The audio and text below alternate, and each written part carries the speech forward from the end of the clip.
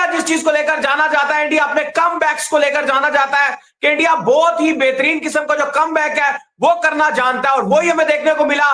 बहुत ही शानदार किस्म का जो इंडिया ने कम बैक है वो इस टेस्ट मैच में कर दिया है। नितेश रेड्डी, यू ब्यूटी, जितनी बात कर ले नितेश रेड्डी की वो कम है। सेंचुरी नितेश रेड्डी की तरफ से देखने को मिली। वाशिंगटन सुंदर ने जो 50 मारा उसके अवज इंडिया 358 के ऊपर पहुंच चुका है। आखिरी विकेट अभी भी बाकी है। नितेश रेड्डी अभी भी जो है विकेट के ऊपर मौजूद है। मोर ड्रामा सिनेमा देखने को मिल रहा है प्रॉपर। जिस तरीके से पहले सुंदर का विकेट गया, फिर बुमराह का विकेट गया, वाशिंगटन वो बिल्कुल रेडी जो है सेंचुरी के करीब थे। उनके फादर इमोशंस में थे, सारे फैन इमोशन में थे। जसप्रीत बुमराह को जो है बॉलों को सिराज को जो है कुछ बॉलें झेलनी पड़ गई थी। जब डबल भी उन्होंने ले लिया था, एक अलग सिचुएशन, एक अलग कहानी, और इस सारी कहानी के अंदर दाऊद साहब एक यंग लड़का निकलकर सामने आया इंडिया से और सेंचुरी दाग गया ऑस्ट्रेलिया के अंदर। और अब ऐसा नहीं लग रहा ये मैच टोटली वन साइड हो चुका है, क्योंकि 358 इंडिया ने बना लिया और चांस इंडिया के पास अब बॉलिंग की शक्ल में मौजूद रहेगा। इंडिया अब अगर जो है वो इनको अगर 200 पर भी आउट करता है तो 300 इंडिया को मिलेगा चेस करने के लिए।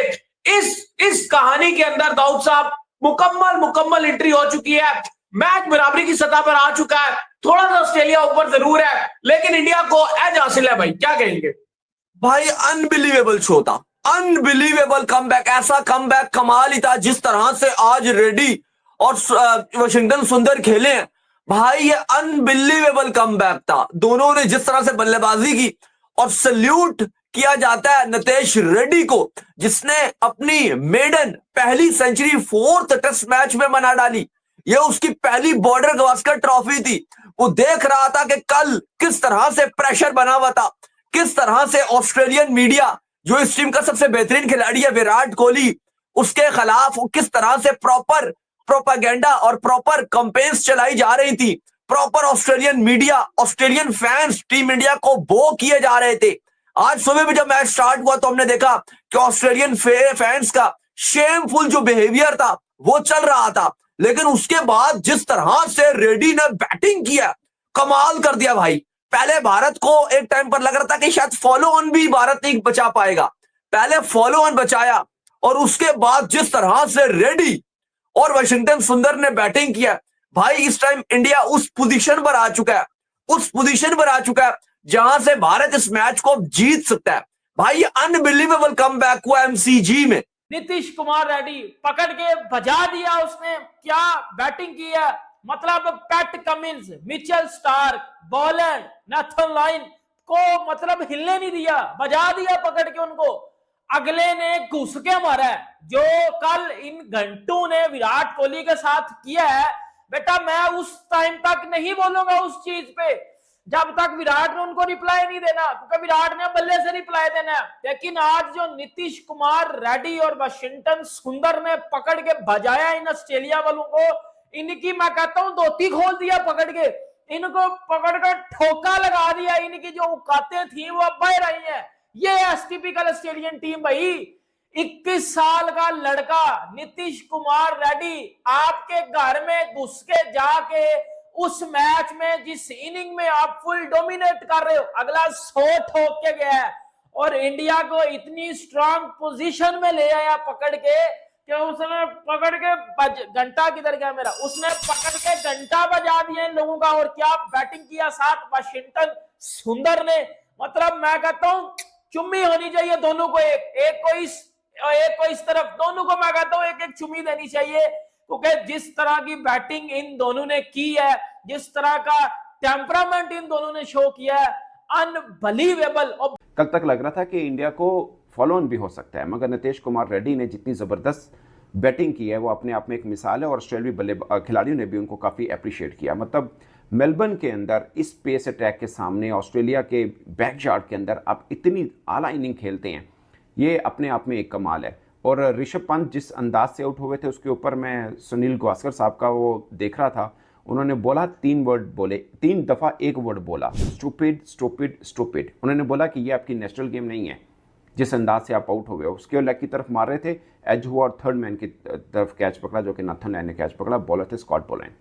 उन्होंने बोला 191 के ऊपर शायद 6 आउट थे, 221 पे ये 7वां ऋषभ पंत आउट हुए हैं। उन्होंने बोला कि ये आपकी नेशनल गेम है, जब आपकी टीम इंडिया को आपकी ज़रूरत है कि आपको रुक के खेलना है तो आप इस तरह के खेल रहे हैं। बट आज का दिन बिलोंग्स टू नीतीश कुमार रेड्डी, और इससे पहले भी उनकी बुरी इनिंग्स नहीं थी। उन्होंने 38 की इनिंग भी खेली, 40 प्लस की भी के 2 इनिंग्स खेली हैं, फिर ब्रिस्बेन में शायद एक 18 की खेली है। बट कुल मिला के वो पूरे का पूरा अच्छा खेल रहे थे, और मैं हैरान था इन आवाज़ों के ऊपर जो कह रहे थे कि नहीं, इसकी जगह पे एक रेगुलर बैटर खिलाएं या एक रेगुलर बॉलर खिलाएं। मैं खुद मानता हूं कि शायद वो बॉलिंग ऑलराउंडर उनको कहना गलत है, बट बैटिंग ऑलराउंडर तो वो हैं नीतीश कुमार रेड्डी। 3-4 विकेट्स हैं, विकेट पॉइंट ऑफ व्यू से छोड़ दें, मगर जिस तरह की बैटिंग की और जिस नंबर पे आके की है वो अपने आप में एक मिसाल है। और सबसे खास बात, जब वो 99 के ऊपर खड़े थे और बॉल उनको फेस करना था, क्योंकि सिराज खड़े थे दूसरे एंड के ऊपर और 3 बॉलें उनको डक करनी पड़ी थी पैट कमिंस की, वो की, और फिर बैटिंग की तरफ आए नीतीश कुमार रेड्डी। हर्षा भोगले ने कहा कि नीतीश कुमार रेड्डी क्या करेंगे, सिंगल लेंगे या फिर सिंगल लेंगे, अपनी सेंचुरी करेंगे, या रुक कर खेलेंगे और देखेंगे कि मजीद कितना के कम कर सकते हैं स्कोर जो ऊपर चढ़ा हुआ है ऑस्ट्रेलिया का।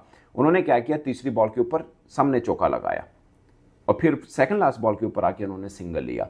मीन के वो अपनी 100 भी किया और अपनी टीम के लिए भी खेले, और ये बहुत बड़ी सीख है यंगस्टर्स के लिए। मैं खुद सोच रहा था कि ये लड़का क्या करता है, इसका पता चलेगा अब ये क्या करता है। ये 100 कर रहा है, बड़ा खेल रहा है, सब कुछ है, बट टीम मैन कितने हैं वो इसका अंदाज़ा होगा। मैं भी अज्यूम कर रहा था कि ये नहीं, ऐसा नहीं करेगा कि पहले 1-2 बॉल में सिंगल लेके सिराज को सामने कर दे और अपने 100 के लिए खुश हो। वो टीम के लिए कुछ ना कुछ करेगा। वो ही किया उसने। सेकंड या थर्ड बॉल उसने सामने चौका लगाया और फिर सेकंड लास्ट बॉल के ऊपर उसने सिंगल किया। और ये जो यंगस्टर जो मैच देख रहे हैं, मैच देखने से बहुत बड़ी सीख मिलती है कि आपके ऊपर भी जब सिचुएशन आए तो आपने अपने 100 की तरफ नहीं देखना, अपने टीम की तरफ भी देखना। उस वक्त 124 का ट्रेल था टीम इंडिया के ऊपर कि आप वो कितना कम कर सकते हैं। मतलब 100 तो आप करने हैं, मतलब आप जिसे बोलते हैं ना, क्रिकेटर नहीं, आप खिलाड़ी हैं। तो खिलाड़ी का काम यही होता है, वो ज़्यादा प्रॉफिट का सोचता है, तो ज़्यादा प्रॉफिट टीम के लिए होता है। तो उसने क्या किया, सिंगल की तरफ नहीं गया, उसने बाउंड्री की तरफ किया, फिर सेकंड लास्ट के ऊपर लिया कि अब टीम के लिए खेलना, ना कि अपनी सेंचुरी के लिए खड़ा। और मुझे लगता है कि जो उनके लाखों करोड़ों जो क्रिकेट शायकीन इंडिया के स्पेशली देख रहे थे, उनके लिए बड़ी खुशी की होगी। वैसे उनके वाले साहब भी वो मैच मतलब लाइव ही देख रहे थे, बट उनके लिए बड़ी खुशी की बात होगी कि एक क्रिकेटर जो 100 के ऊपर खड़ा है, उसने उस वक्त भी अपनी टीम को प्रेफर किया। और ये बहुत से बडिंग क्रिकेटर्स के लिए एक सीख है। पिछले मैच की 1 इनिंग्स, 2 एडिलेड की, 2 पर्थ की, 6 इनिंग्स इंडिया ने खेली हैं इस पूरी सीरीज में अभी तक। ये बंदा बैटिंग करने के लिए आता है नंबर